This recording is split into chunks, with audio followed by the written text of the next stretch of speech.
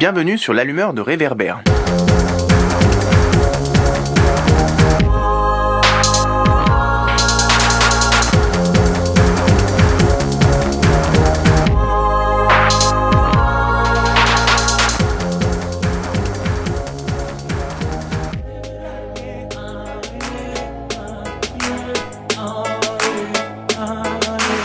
Kanyo tefte take gidona veltine it benandu samona kala hetine FT family highest kolawol dwa o yetima paden kolawol kotonga tan boyat adun kosa dabo yo alla ainurena.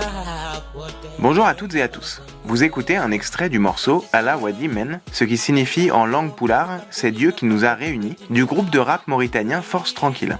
Nous revoici pour la seconde partie de ce podcast dédié au monde du rap en République islamique de Mauritanie. Dans le premier chapitre, nous avions posé le contexte, les enjeux et les impacts de la culture hip-hop dans ce grand pays du Sahel et d'Afrique de l'Ouest qu'on a peu tendance, à l'étranger, à associer aux cultures urbaines et à l'image d'une jeunesse active et soucieuse d'élever la voix, notamment à travers le rap.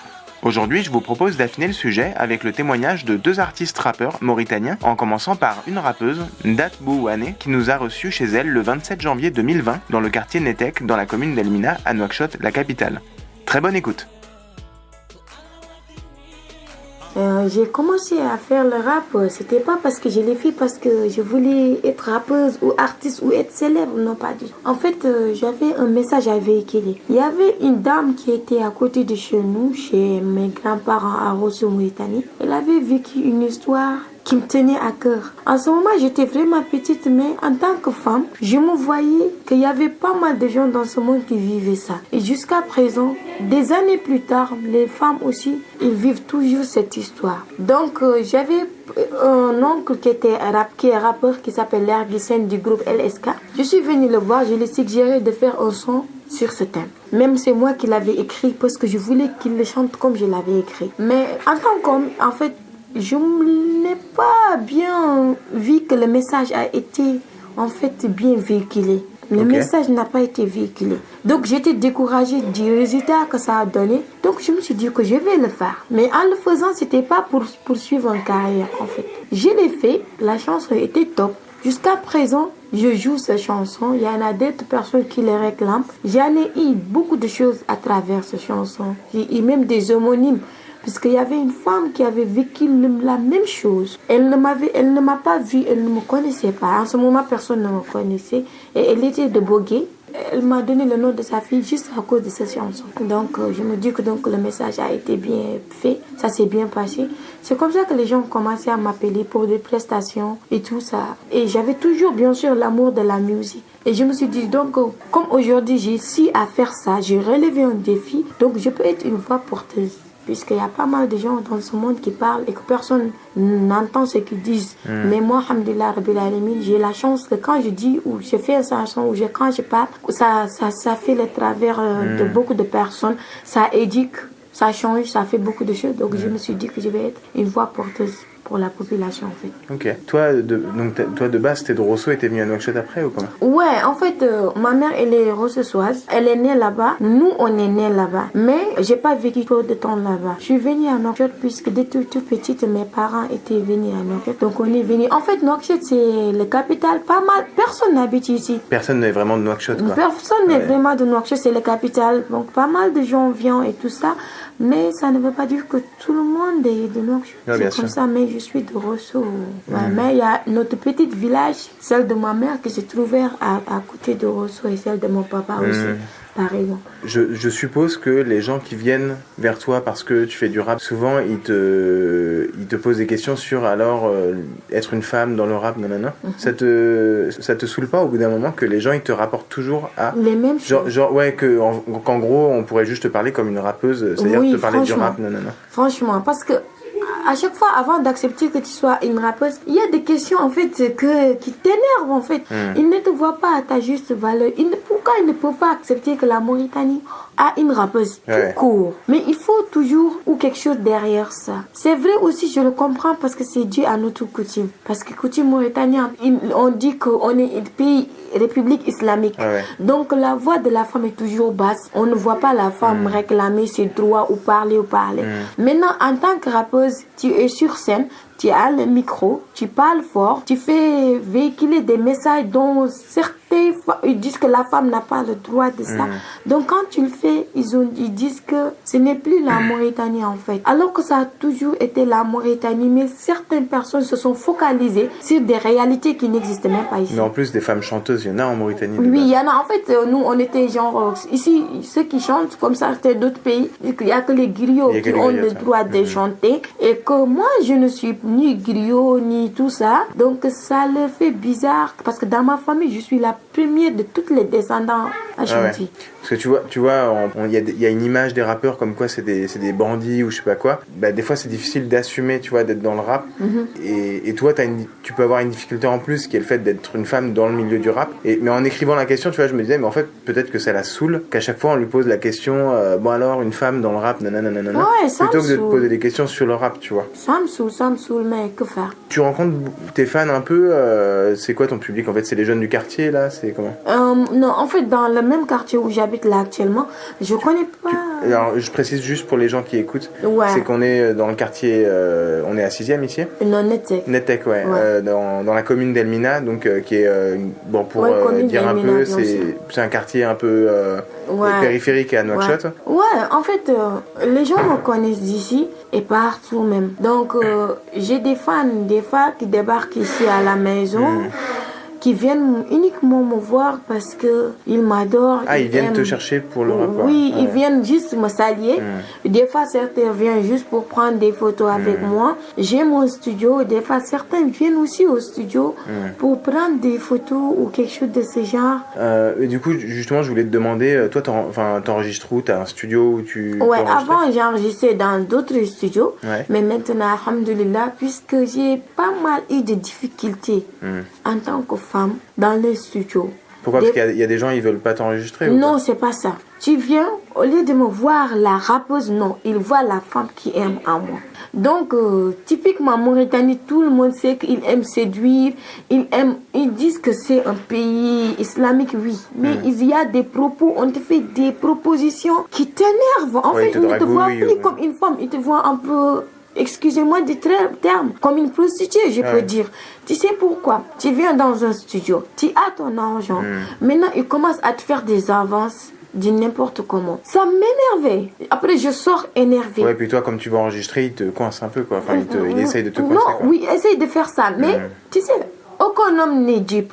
Eux, ce sont que des chasseurs. Ils ne font que chasser. Maintenant, parfois, il peut avoir le proie facilement, parfois niet aussi. Ouais. Certains viennent faire ce genre de contact avec toi. Quand ils te laissent pas faire, en fait, ils arrêtent. Et d'autres aussi, ils s'acharnent en toi. Il y en a certains, depuis je ne sais pas combien d'années, ils ont essayé de me draguer. Pour être mon petit ami, j'ai refusé. Certains m'ont proposé de l'argent pour que juste que il ne se passe absolument rien entre eux et moi. Mais juste que moi, je m'affiche avec eux dans certains endroits. Ah ouais. Ou bien dire que je suis leur petit ami et ils me payent. Ça, c'est grave. Voilà, Bien. ça existe ici. Il y en a certains qui me disent que comme on a tout fait pour avoir des relations sexuelles avec toi, tu as refusé. Mais non, tu vois ce dont tu as besoin comme argent. On va te marier, mais il n'y aura pas d'enfant et ça. Ou bien un enfant, ou bien nous, on veut se marier avec toi pour trouver juste un enfant. Tu nous diras tout ce que tu veux. Tu diras le délai du mariage. On se marie.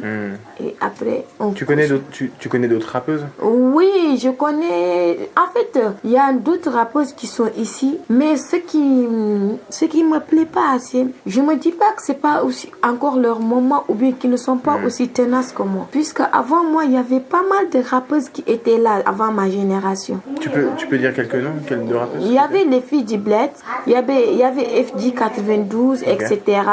Mais elles sont sorties du rap avec le temps, Donc, quoi. ils sont sortis puisqu'il les est arrivé des accidents de la vie. Mais tu penses qu'elles trouvaient les mêmes galères que toi pour Elles trouvaient les enregistrer tout mêmes ça? galères, mais peut-être que leur temps c'était plus difficile ou je comprenais pas. Mais je me dis que ils ont dit peut-être du oui aux places où moi j'ai dit non. Parce que la tentative elle est extrême ici. Ta première scène, c'était à Rosso ou à Nouakchott? C'était à Rosso et figurez-vous, ma première scène, on m'a déplacé de Nouakchott à Rosso. On m'a pas fait jouer et le DJ, lorsque le concert est fini, il m'a regardé, il m'a dit oh là là, t'es bien sapé. Ok. C'est bizarre. Son commentaire, c'était sur tes fringues, c'était pas sur ta Non. musique. Il y avait un festival qui s'appelait Festival sur le fleuve de Rosso. On m'a appelé pour pouvoir jouer. J'ai quitté ici, mais ce jour-là, j'avais un concert le jour où les artistes devaient jouer. Je ne pouvais pas parce que j'avais une évaluation. Parce que les études aussi avant tout. Il y avait une petite mini-car qu'on avait louée pour les artistes qui partaient. Et moi, j'ai quitté ici pour partir à Rosso le jour J du concert. Et en venant là-bas, il y avait Michel et les DJ MD qui étaient sur scène qui faisaient tout. Et je venais pour vous jouer. Ils ont appelé mon nom et il y a DJ MD qui dit que non, je ne joue pas. Pourquoi? Ah là, je ne sais pas. J'ai dit que il me dit oui que je ne joue pas. Michel l'a dit que mais elle, Biri l'a dit qu'elle doit jouer parce qu'elle est appelée pour jouer. Et ils m'ont dit il dit que non, je joue pas. Il avait un problème avec toi?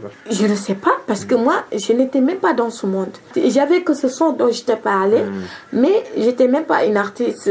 J'étais une élève. J'étais en train de faire mes études. Et après le concert, ils étaient dans une bagnole blanche, une voiture blanche. Après, DJ MD a fait descendre les vitres. Il me dit, wow, Khalibi, et puis t'es bien sapé. Et depuis ce jour-là, je me suis juré que moi, on m'appellera pour des prestations. On me proposera des cachets. Je ferai tout ce que je veux à leur égale. Et ils seront toujours derrière moi. Et jusqu'à aujourd'hui, ça s'est fait, alhamdoulilah. Ce jour-là, tu étais monté sur scène finalement? Je n'ai pas joué. C'est bizarre. Et un jour, on était aussi ensemble au niveau de Kaïdi pour un festival qui s'appelle Festival Djimbe de Cheikh Babi. On était là-bas. Après, il me dit, Nat, pourquoi tu m'aimes pas? J'ai dit non.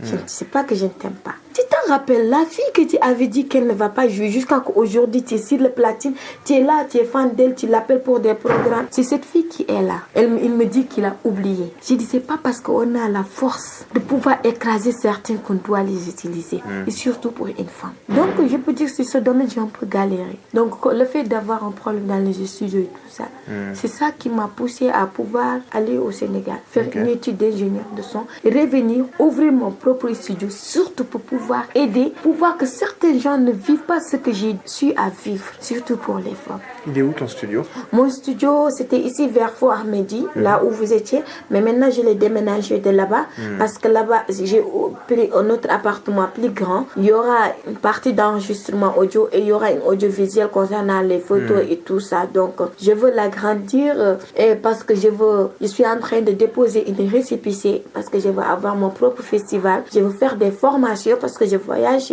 internationalement dans d'autres pays pour pouvoir faire des formations et tout ça. Moi aussi, je veux tout ce que j'ai su à faire et avoir la chance de le faire ailleurs. Je veux que ces gens-là reviennent aussi chez moi pour pouvoir le faire, mais sur le nom de Wane Production. Donc, je suis sur ce chemin. Tu as une formation en ingénieur du son du coup? Ouais, au je Sénégal. l'ai fait au niveau du Sénégal. À Dakar? Oui, à Dakar. Enfin, comment tu trouves la différence d'ambiance entre Dakar et ici pour justement... parce que même lorsqu'on voit dans les concerts, mais même dans les secteurs des médias, tu vois, ou d'autres trucs, c'est un peu rare de voir des femmes bosser sur la technique, tu vois, comme ingénieur de son ou à l'image ou quoi, ou au montage. Tu trouves qu'il y a une différence d'ambiance entre Sénégal et ici? Bien sûr, regarde. Au Sénégal, tu trouves, il y a tellement de journalistes sénégalais, des femmes, il y a des techniciens de son femmes. Tout ce que les hommes faisaient, maintenant, il y a plus de femmes même qui le font actuellement que des hommes. Le Sénégal, c'est que la Mauritanie ne va jamais avancer s'ils n'ont pas cette technique. Tant qu'ils ne mettront pas les femmes devant. Parce que ça, ce n'est ni le gouvernement ni personne, c'est Dieu qui l'a fait. Tout ce que la femme est, ça réussit. Parce que ça a plus de business, plus de potentiel, plus de visibilité. Tu vois au Sénégal, tu peux voir un concert. Il y en a 100 femmes et 10 hommes. Et pourtant, c'est un concert qui cartonne. Maintenant, si tu vois, au Sénégal, il y a plus de femmes maintenant qui font des tournées internationales même que certains hommes. Et la Mauritanie, c'est ce qu'ils n'arrivent pas à comprendre. Et tant qu'ils ne vont pas comprendre ça. Parce que ici, regardez, tu vois une ONG qui fait une sensibilisation contre la maltraitance des femmes, les femmes, violences faites aux femmes, patati patata. Il n'y a que des hommes qui sont là-dessus. Ils parlent des femmes. Ok, on ne peut pas prendre toutes les femmes. Mais on n'a qu'à mettre 2 ou 3 femmes là-dessus. Mais non. Il prend un projet et tout ce projet qui parle de la femme, et on met des hommes qui doivent chanter. Et nous qui sommes des femmes, je pense qu'on est mille fois mieux pour pouvoir dire ce qu'on nous fait mal plus que les hommes. Donc ça n'a pas de sens en fait. Moi, je suis à Dakar dans une association qui s'appelle Genji Hip Hop. C'est une association de femmes. Actuellement, là, je me suis dit que je ne vais plus me contenter des ONG. Parce que je les ai beaucoup attendus venir à moi, ils ne l'ont pas fait. Et moi, je ne suis pas du genre à venir vers. Moi, soit tu viens chez moi, vers moi, soit moi, je prends mon propre chemin. Mais une chose est sûre, je suis ma propre voix. Je peux faire mon portable, juste faire une vidéo, le mettre sur le net et ça va faire le tour. Oui, c'est que toi, en fait, avec ta voix, tu as une force immense. Oui, toi. c'est ça. Moi, j'aime pas faire des émissions ici même. Parce que là, on te dit, j'avais fait une émission, on m'écrit les questions, on m'écrit les réponses. Ouais, c'est ça. Et là, je me suis levée, j'ai dit, attendez, vous n'êtes pas dans ma tête, vous n'avez pas mes propres questions. Soit c'est moi qui répète, c'est moi qui réponds comme je le sens, au contraire, on laisse tomber. Et je suis partie. J'ai dit, maintenant, que vous m'interviewez ou que vous m'interviewez pas, je m'en fous. Moi-même, quand j'ai des vidéos ou quand j'ai envie de négocier quelque chose, je traverse, je pars jusqu'au Sénégal. Parce que là-bas, j'ai plus de liberté même qu'ici. Je fais tout ce que j'ai à faire et je reviens.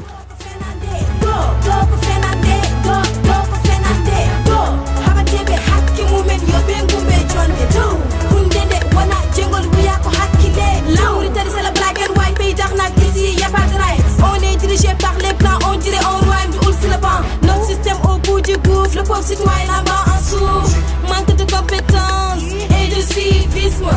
Une politique de tâtonnement et de suivisme. Ils ne se soucient pas de la préoccupation des citoyens, plutôt la pérennisation de leur parti pouvoir comme moyen. Alors ils s'attaquent à la constitution soi-disant inclusive. Boycott pour l'opposition, par refus de concession.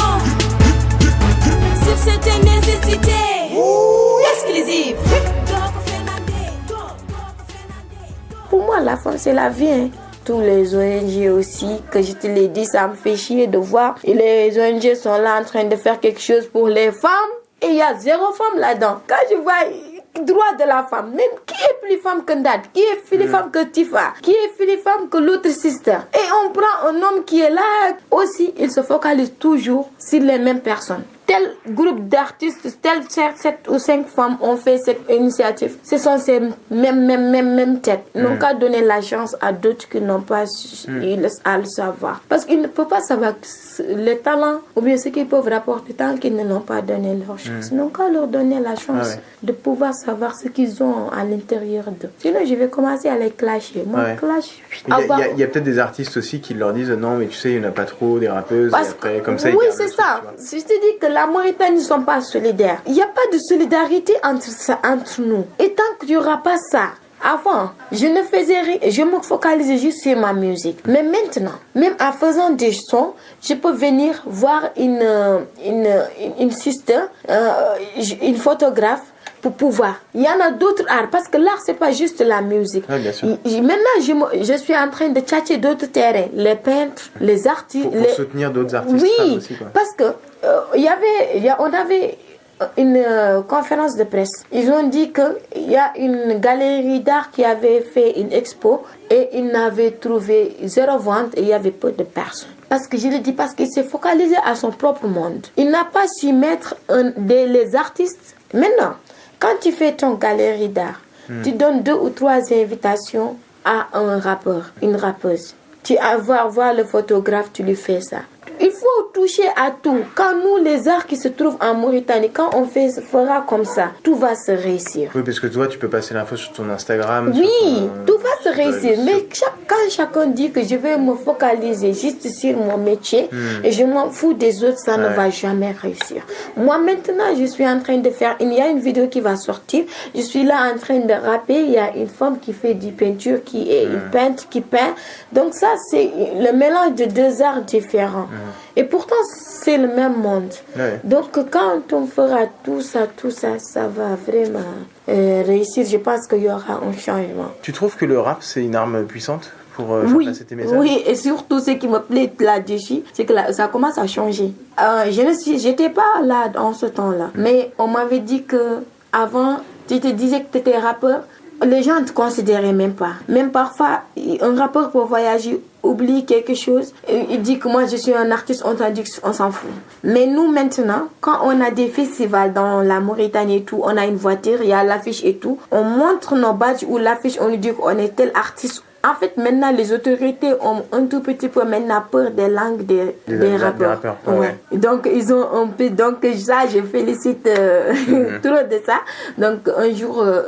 on aura la force. Mais encore, je dis aux frères artistes de tout ce qu'ils doivent faire, parce que c'est pas parce qu'on commence à avoir cette force-là et tout ça qu'on doit faire de n'importe quoi. Non, on est des voix porteurs. Il faut être responsable. Il faut être responsable. Il faut responsabiliser c'est dire, c'est fait, c'est gestes. Parce qu'on est des influenceurs en quelque sorte. Donc, il faut bien savoir ce qu'on a à faire et à dire. Parce qu'il y a aussi un public derrière nous. On peut pas faire de n'importe quoi. Bon, globalement, je trouve que les messages qu'on entend Enfin, il y a pas mal de rappeurs ou de rappeuses qui passent des messages plutôt positifs, même des fois quand ils viennent de quartiers où on aurait pu s'attendre à ce qu'ils soient... En fait, ils disent plutôt on brûle tout ou je sais pas quoi, et en fait, ils donnent des messages un peu... Oui, comme les ghettos, ils disent. Ouais. Les ghettos. On dénigre tout le temps les gens du ghetto. Ouais. Ce sont des bandits, ils ont la langue comme ça, ils doivent faire ça. Alors que, alhamdulillah, Rabbil Alamin, ce qui me fait plaisir, c'est qu'il y a toujours le contraire qui s'y fait.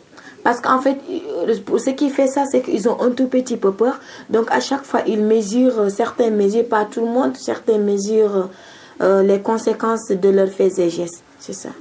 Là, tu me disais tout à l'heure, t'as ce projet de festival ? Oui. Ouais. Parce que là où il y avait des difficultés pendant mon parcours, parce que je ne vais pas continuer à être artiste à jamais. Non, je veux demain être une productrice. Tu vas avoir des artistes, je vais avoir une grande label qui sera, Inch'Allah, un jour reconnu internationalement et tout.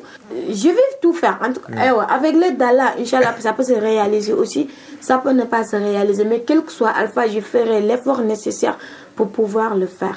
Le studio aujourd'hui, tu le gères avec d'autres gens ou c'est... Avant, quand j'ai fait ma formation au Sénégal, j'avais pas les moyens d'avoir mes propres matériels.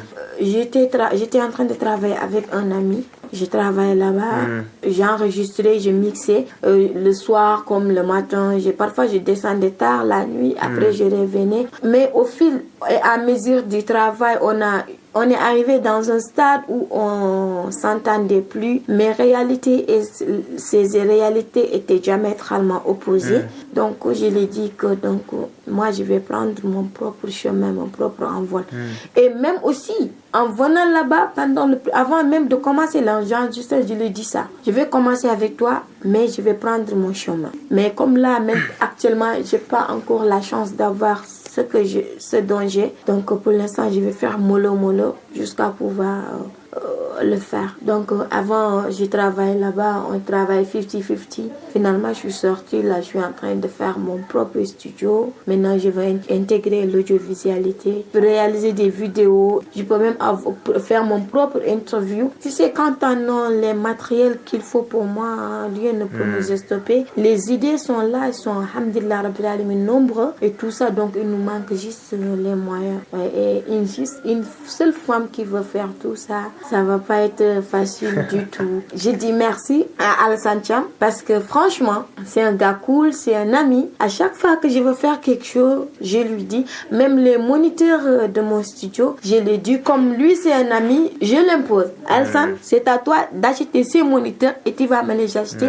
Je veux des moniteurs KRK, Rocket 8. Je ne sais pas si tu vas les voler ou les mendier ou je ne sais pas, mais tu les feras. Et donc c'est un ami cool, donc franchement, j'ai eu tant de vidéos, c'est lui qui les a réalisées. Donc quand moi j'ai une Alassane Thiam, une autre rappeuse a une autre comme Alassane Thiam, je pense que les choses seront plus faciles. Il faut de la solidarité entre les rappeurs. Oui, surtout lui, en fait, je regrette vraiment pas de l'avoir connu. Je regrette vraiment. Peut-être qu'une autre rappeuse n'aura pas Alassane Thiam, mais aura Ndat. Ndat, c'est ce dont je veux. Donc c'est ça ma priorité. La sororité, pas la fraternité. Oui, c'est ça. Donc c'est ça que je veux faire. C'est pour ça que je dis là où j'avais un problème en tant que fille, je veux que quand d'autres rappeuses viendront et que d'autres filles viendront, que les choses soient faciles et qu'ils n'ont pas tous ces problèmes ou ce qui empêche les filles d'avancer. En fait, je veux les faciliter le chemin. Toi, tu rappes dans quelle langue ? Français ou Wolof ? Dans toutes les langues. Déjà les 4 langues, 5 langues de la Mauritanie, je rappe là d'ici. Mais moi, actuellement, là où je ne veux pas, je suis en train de travailler aussi acoustiquement. Puisque déjà, il y a un public qui est dernières dates, qui la connaît en tant que rappeuse. Je veux que aussi le public me connaisse sur un autre domaine de musique qui est l'acoustique, une musique plus posée. Même maintenant, quand je sors internationalement hors de la Mauritanie, je fais du concert, je fais que du live. Il y a du live avec l'instrumental. Parce qu'ici, il y a beaucoup de playback. Oui. Mais à l'étranger, c'est ce toujours qui live. tue un peu la musique, le rap, ou bien la musique, je vais dire en grosso modo, c'est les playbacks. Alors que le playback, ils pensent que c'est une chose facile. Alors que le playback tue l'artiste, tue la musique. Maintenant, quand tu as l'habitude de faire du live, tu vas savoir que c'est là-bas la vraie musique. En fait, tu es plus free, tu peux faire tout ce que tu veux. Mais quand tu fais du playback, c'est comme ça. Ouais, t'as pas trop de liberté. Ou t'as pas c'est trop la musique la liberté enregistrée. et tout ça. Donc, oui. Donc, c'est mieux de faire le live. Moi, c'est ce que je dis tout le temps aux Mauritaniens. C'est extrême. Surtout quand tu fais du hip-hop avec du live band. C'est cool. En tout cas, j'ai pas assez de force, comme je vous l'ai dit. Pas assez les moyens, mais je suis en train de faire à ma façon aussi. Hakba. Hakba.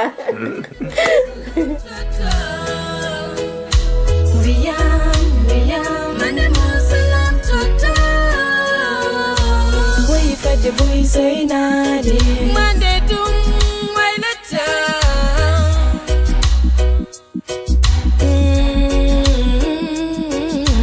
Do mean be, do mean G, do mean be.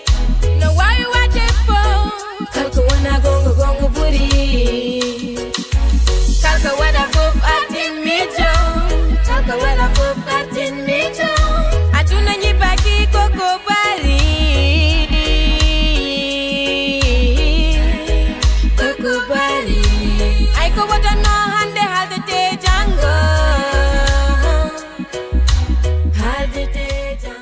Vous écoutez le morceau William de Ndat Bouane, qu'on remercie et que l'on quitte pour rejoindre, toujours à Nouakchott, un autre artiste, le rappeur Amadou Aliba, alias AM Dilia, membre du groupe Yontamen, surnommé par leurs fans les messagers du bled et connu pour leur régulière dénonciation des injustices sociales, de la corruption, du régime militaire ou encore des discriminations et du racisme à l'égard des communautés noires en Mauritanie. Le 14 janvier dernier, AM Dilia a partagé avec nous son expérience, son parcours et sa perception de la musique rap et de son impact dans le contexte mauritanien. Voilà, tout a commencé quand j'étais au collège. J'étais pas encore rappeur, loin de là. J'étais juste, comme on dit, un mélomane, un garçon qui écoutait du rap. Le rap américain, le rap français beaucoup, encore plus le rap sénégalais. Donc c'est une musique qu'on kiffait malgré qu'on comprenait pas forcément ce que les gens racontaient dans les chansons et tout. Donc dans un premier temps, c'était une passion et on avait plus tendance à reprendre les chansons des autres rappeurs qu'on kiffait et tout. Et arrivé à un certain moment, on a dit qu'on va faire le rap. Mais il y avait un truc qui coinçait. On savait pas écrire. On savait pas comment est-ce que ça doit se passer. Je me rappelle, on avait repris le son d'un groupe de rap mauritanien qui était dans notre quartier au 6e à l'époque. Le grand, il s'appelait Njol Blanc, ok? Il était avec ses potes.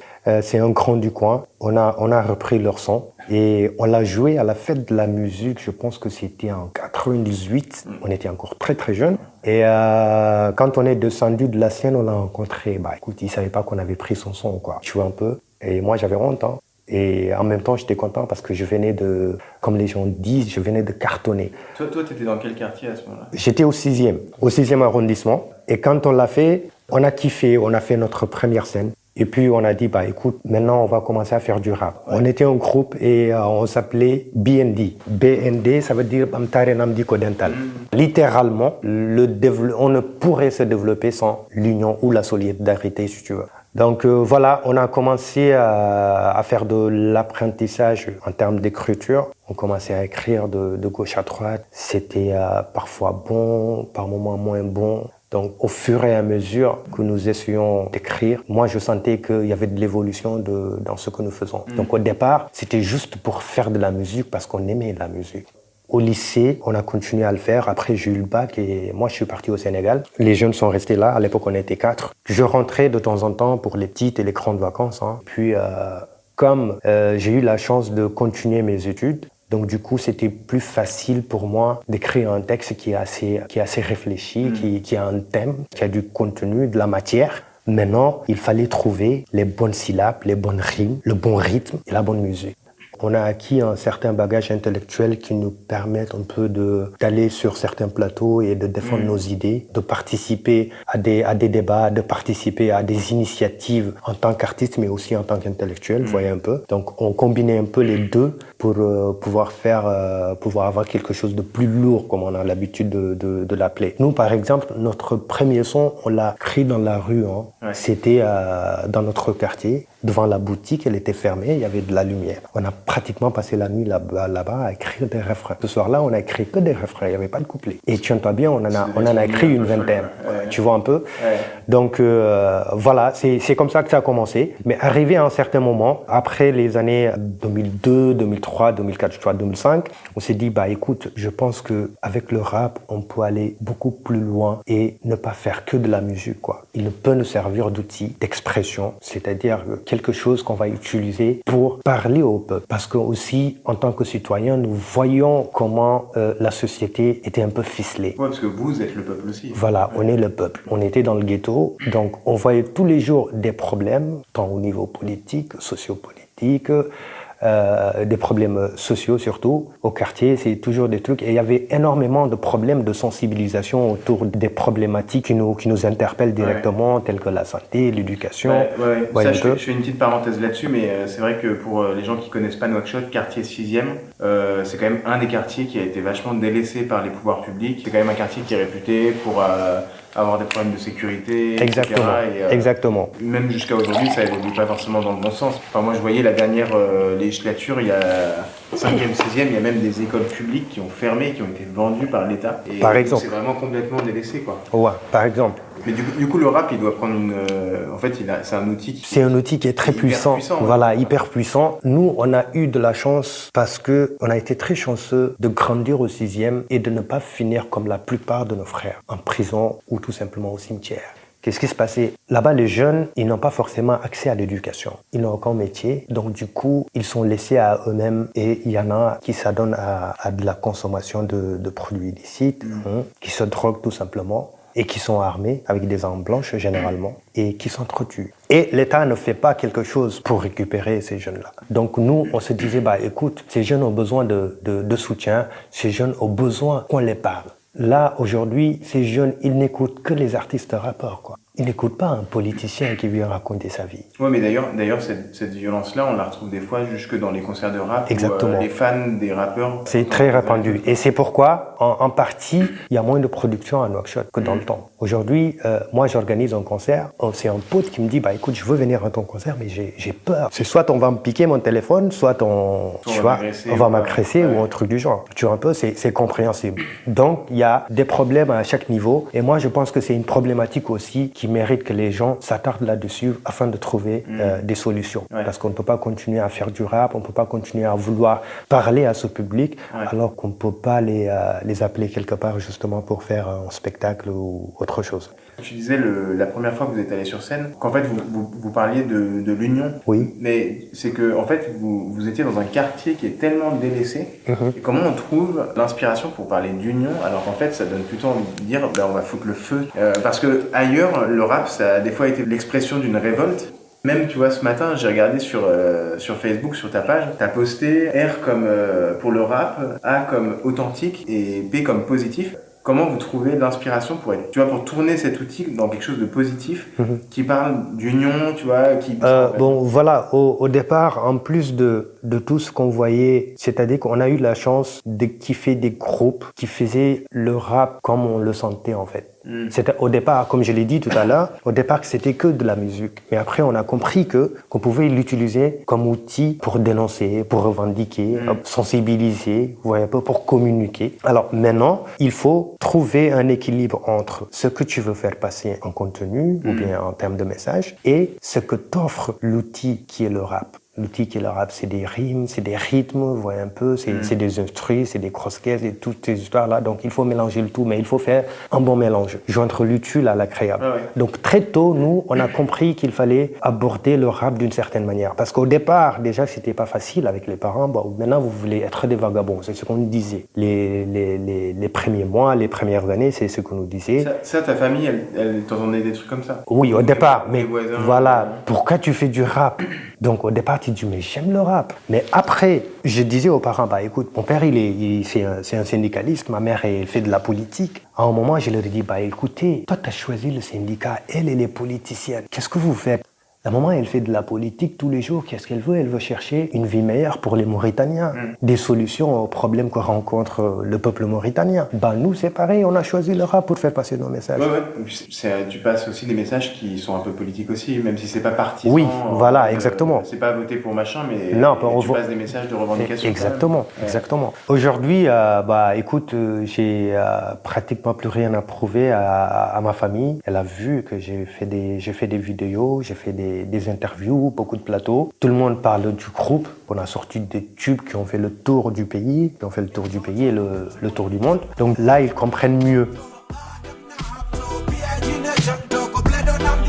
Assalamu alaikum, le peuple oublié, peuple des sans-voix, tel que l'on vous nomme. Comptez sur YM, vos messagers nous sommes. Keep going on, conjugida kala vas-y donne. Ready for the fight, go you some drop right. Ma société en pleurs, de la haine dans les cœurs. Les messagers du bled à la chasse des sans-cœurs qui nous pourrissent la vie. J'en ai haut le cœur. Sous des gonga yite chamba qui minoti rede. Messagers du bled. Jackie on des monuti and the good that one but to the midade money. Regardez, par exemple, dans d'autres pays, même en Mauritanie, le rap a fait bouger pas mal de choses. Quand nous parlons de la corruption, quand nous parlons de politique, des élections surtout, on ne dit pas d'aller voter pour X ou Y, non. Vous êtes le peuple, c'est à vous de choisir votre président. Vendez pas votre carte. C'est elle qui vous sauve la vie, par exemple. Des fois, il y a des appels un peu plus ciblés. Tu vois, moi, je me rappelle d'un passage de Monza à l'IFM où c'était pas de troisième T qui faisait un peu référence à pas de troisième mandat de Aziz, tu vois. Par exemple. Ouais. C'est vrai que c'est pas une manière de dire allez voter tel candidat, mais pour le coup, c'était... Oui, mais c'est normal. C'est parce que dans la Constitution, on dit que pas de troisième mandat. Donc pas de troisième mandat. Bah, en fait tout simplement. Ceux qui respectent le droit là-dedans, c'était clairement les rappeurs. Voilà, c'est ça, quoi. Ouais, pas de troisième mandat, pas de troisième mandat. C'est la Constitution qui le dit. Si la Constitution disait 7 mandats, s'il fait 4 mandats, on va pas le battre. Ouais, bien sûr. Lyon Tamen est connu pour être l'un des groupes les plus engagés de la Mauritanie. De toutes les façons, nous, tous nos sons étaient orientés revendication, sensibilisation. Tu dirais que c'est quel genre si tu devais citer un ou deux sons où vraiment tu penses que là vous êtes allé vraiment sur un truc percutant et que limite vous avez pu vous dire on peut avoir des problèmes, quoi. Oui, bien sûr. Il y a eu Fuck le système, il y a eu Qu'est-ce qui bloque. Qu'est-ce qui bloque, par exemple, ça fait le tour, hein, ça fait le buzz, comme on dit. Et le message qui est dedans, il est fort.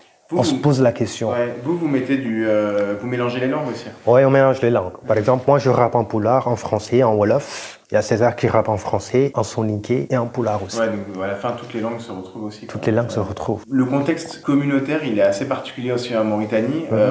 D'une région à l'autre, les communautés se côtoient de façon très différente. Mais à Nouakchott, les quartiers donnent l'impression que c'est assez segmenté quand même. Et le rap, j'ai l'impression que c'est le seul style musical qui réunit toutes les langues de la Mauritanie et toutes les composantes. C'est-à-dire que tu vas dans un public de rap, exactement. Tu peux trouver des gens de toutes les communautés. Exactement. Moi, comme on a l'habitude de dire, le rap rime pour nous, est une arme de construction massive. Que les gens le veuillent ou non, on a la plus grosse capacité de mobilisation. Même les politiques, quand il y a élection, pour mobiliser, ils font appel aux rappeurs. Ouais. Vous voyez un peu? C'est parce que les jeunes, ils répondent aux rappeurs. Ils répondent pas aux politiciens.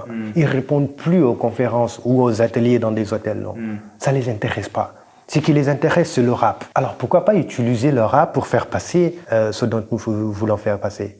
Je donne un exemple qui est très simple. Je suis membre de la Remote Climate Movement, qui est une organisation de jeunes pour la lutte contre le changement climatique. Donc ça parle de changement climatique, environnement, développement durable. Nous, on a constaté que pour parler de ces problématiques-là, les gens, qu'est-ce qu'ils faisaient? Ils invitaient les jeunes à des ateliers, à des conférences, dans des hôtels, avec des gens qui viennent, costume, cravate, avec vraiment un langage très très technique, qui n'est pas forcément compréhensible par tout le monde. Alors on s'est dit, non, écoute, les gens ils répondent plus, et même quand ils répondent, ils comprennent pas forcément ce que les gens ils racontent, ils sont beaucoup trop scientifiques. Alors, qu'est-ce qu'on a fait? On a monté, si tu veux, une sous-structure qui s'occupe de la sensibilisation et de la mobilisation sociale. Et comme canal, nous utilisons l'art et la culture. Donc le rap aussi. Le rap aussi. Ouais. Voyez un peu, on prend tout ce qui était scientifique et compliqué pour les gens, on le traduit en rap de manière très simple et très accessible aux populations. Ils captent trop vite parce que c'est de la musique, ils kiffent. Donc du coup, l'impact est beaucoup plus important qu'un atelier. Ça, c'est juste un exemple. Ok. Toi, tu travailles à côté du rap? Oui, je suis tous les jours de 8h à 19h, si tu veux, en costume cravate.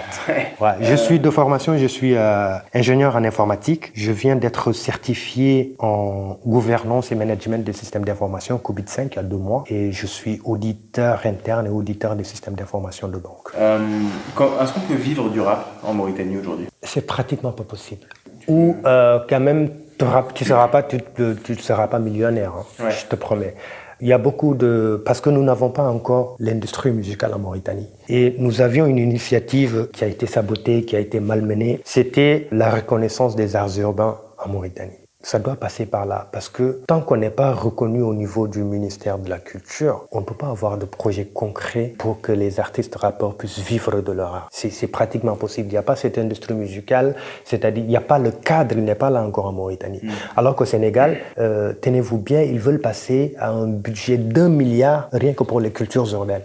C'est pas la même échelle. Comment tu l'expliques ça? Bon, déjà au Sénégal, moi je pense qu'ils ont compris une chose très rapidement. Quand il y a l'intérêt général, on laisse tomber tous les différends, tous les petits clashs et on se met au boulot. Et ils ont fait du chemin aussi pour être reconnus au niveau de l'État. Et donc ils ont eu accès au gouvernement, ils ont fait pas mal de choses. Donc c'est un modèle qui a marché hein, et c'est en train de marcher aussi dans d'autres pays africains de la sous-région. Mais en Mauritanie, nous ne sommes pas encore arrivés à ce stade. Moi je pense qu'il faut qu'on soit déjà solide avant tout entre nous pour pouvoir maintenant faire face... Entre rappeurs, tu veux dire? Entre rappeurs, ouais. Entre rappeurs. C'est pas trop le cas aujourd'hui? Bon, enfin, là, ça va de mieux en mieux, mais avant, c'était catastrophique. Là, tu es sur quel projet en ce moment maintenant?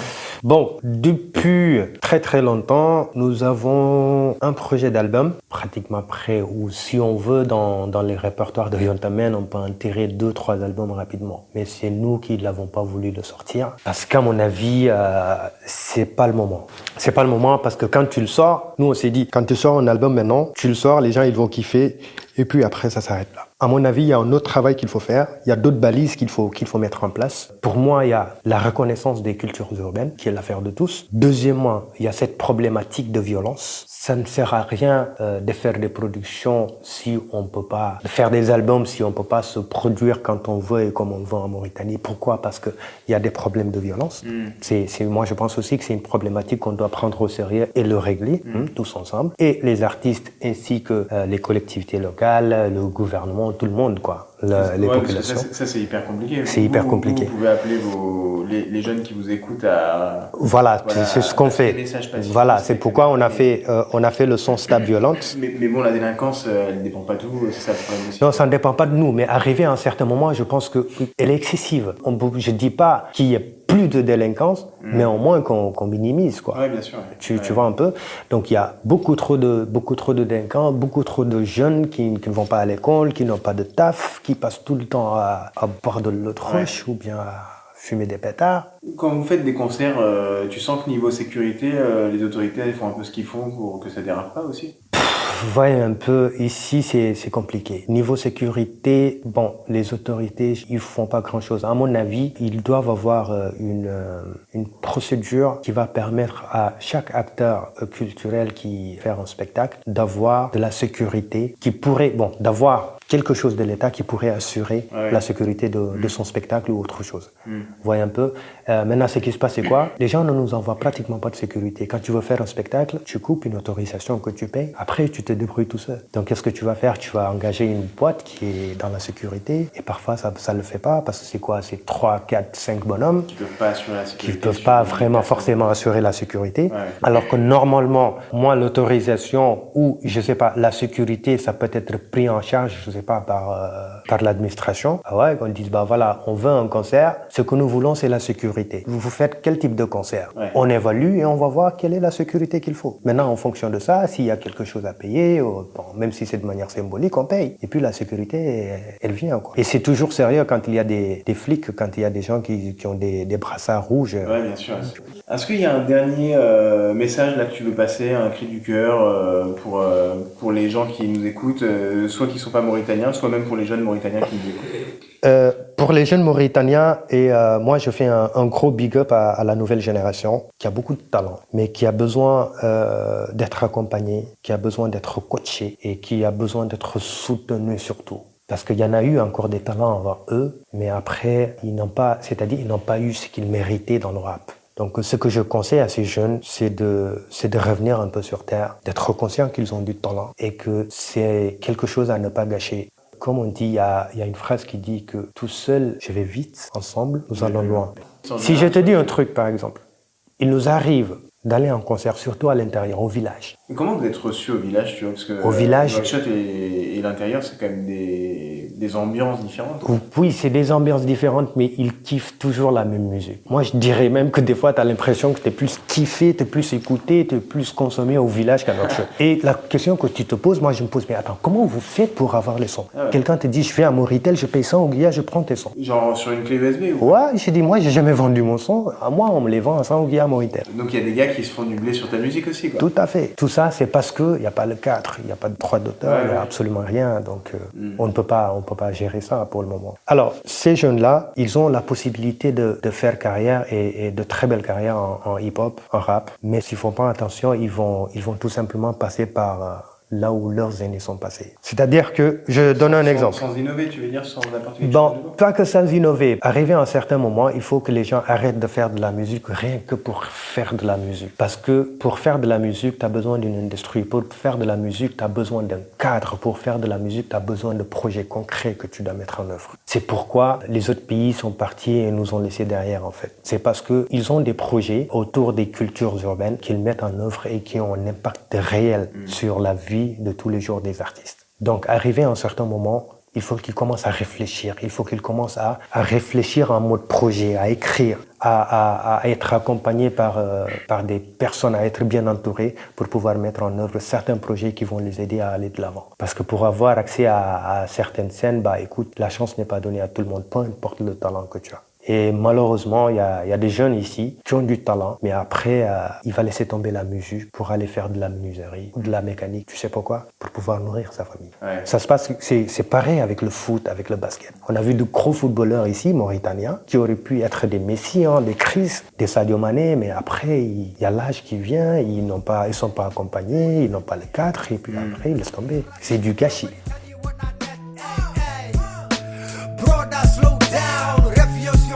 L'heure n'est pas à la fête, l'autre man in the house party. Rien à foutre de Lingay Gondi, le vieux opprimé, maintenant n'est que sa daddy. Y-O-N-T-A, messager du bled. Nous arrivons au terme de cet épisode, le deuxième de cette série consacrée à la musique rap en République islamique de Mauritanie. On remercie Ndat et AM Dilia et on leur souhaite beaucoup de réussite dans leurs projets artistiques. On espère que ce sujet vous a intéressé et a contribué à déconstruire des idées reçues sur la Mauritanie et bien sûr n'hésitez pas à le partager ou à commenter ce podcast. Vous trouverez dans la page du blog les liens et références des musiques dont vous avez pu entendre des extraits dans cet épisode. Je remercie également Alia Abbas, journaliste indépendante qui nous a accompagnés sur tous les entretiens réalisés en Mauritanie cette année, a mis à disposition son matériel et nous a appuyé sur la technique. Je vous laisse sur ce morceau intitulé Plaidoirie du groupe Yontamen. À bientôt et gardons nos lanternes allumées. En plus, les bienfaitants doivent être partagés.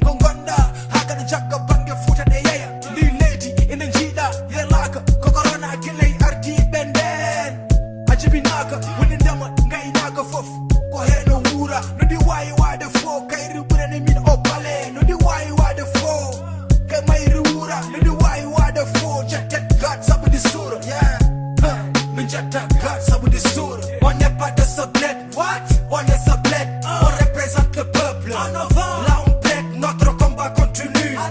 Faut pas qu'on